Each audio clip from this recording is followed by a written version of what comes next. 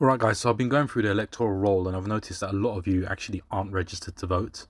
And this is very important because if you want to vote in the general election on the 4th of July, you guys need to get onto the electoral roll by the deadline of the 18th of June.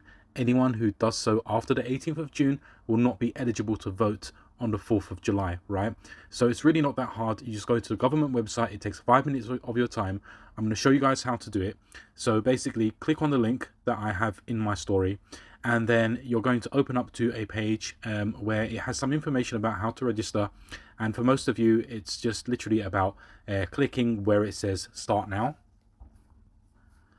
Then after that, you get to a page where it asks you where you live. Now, people who will be voting in my constituency in Enfield North would most likely be clicking England. But obviously, if you're voting from anywhere else in the United Kingdom and you live in Scotland, Wales or Northern Ireland, please select appropriately. Otherwise, if you're a British citizen living in the Channel Islands of the old Isle of Man, you select that option and then click continue. Now, I'm gathering that most of you who will be voting will be British, so I've just chosen British here to show you how it works.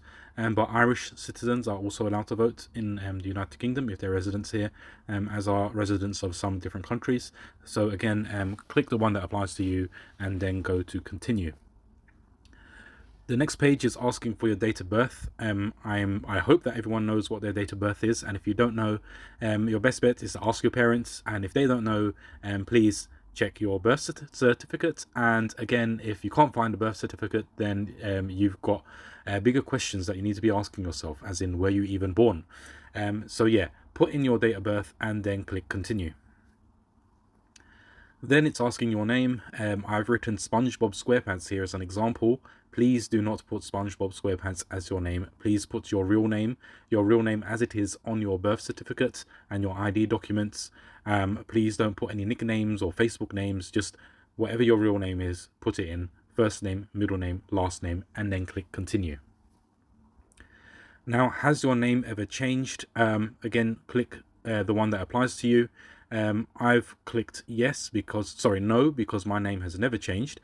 However, some people might change their name because of, maybe they got married and they've adopted a new surname, and there's many reasons why you might have changed your name. But if you prefer not to answer, you do have that option, and then click continue. Now, this is very important. You can't get onto the electoral roll until you enter your national insurance number. Now, when I was a kid growing up, they made sure that we all knew what our national insurance number was.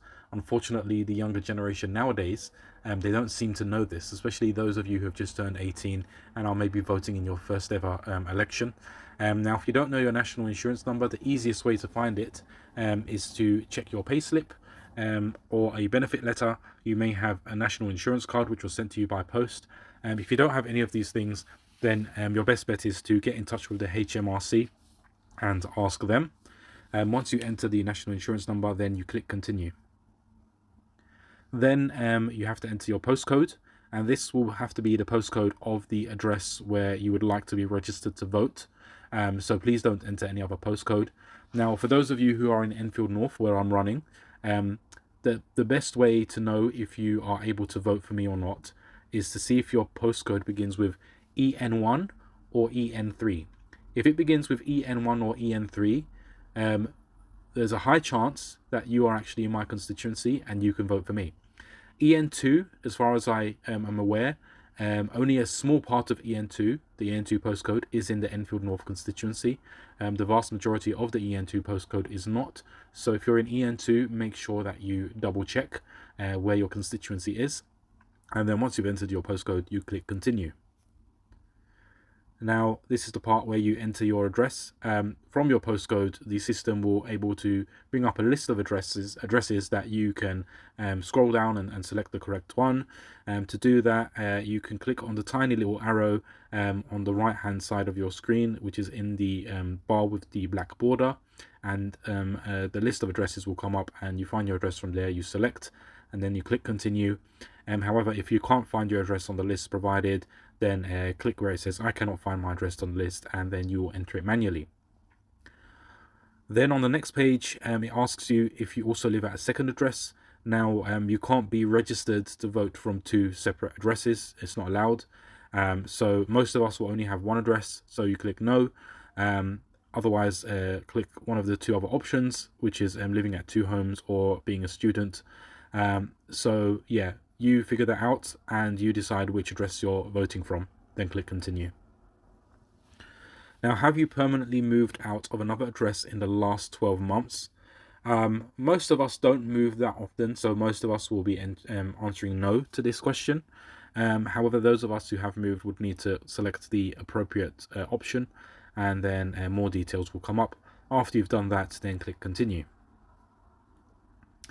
And then it asks you if you want to opt out of the open register. Now, the open register is public domain content, so your name and your address will come up and will be visible to anyone who might be conducting any kind of research in the area that you live. If you don't want this to come up, then you click on the box. But if you don't mind, then just leave it blank and click continue. Then they want to know how they can get in touch with you. So depends how you wish to be contacted if necessary. I mean, they don't really contact, but if you want, you can leave a phone number or you can leave an email address, and then you scroll down and click continue. I wasn't able to fit the continue button into this screenshot, but I think you get the point now. And then you check all your answers, in case you've made any mistakes or anything like that.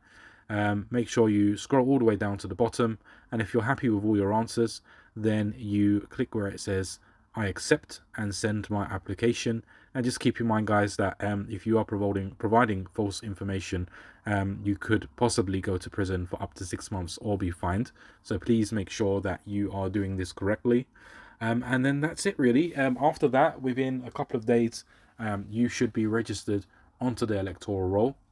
Again, I must remind you that the deadline to do this, if you want to vote on the 4th of July, the deadline to do this is the 18th of June. And if you do it after the 18th of June, you may not be able to vote in the election on the 4th of July. And while it might be worth looking into how to cast a postal vote. You can also do this from the government website. If you vote via post, you will have to send that off by the 19th of June, which is a day after the getting onto the electoral roll, and your vote will be registered like that. It's just a much easier way, especially for people who have difficulty getting out of the house, people who have difficulty lining up for long periods of time, or just people who aren't bothered. You might be working or very busy on the day of the election, and it's just a lot easier way of doing things. So look into that as well. But for now, just make sure that you're on the electoral roll by the 18th of June, and make sure you tell all your friends and family, because this can really make a difference to the outcome of the election.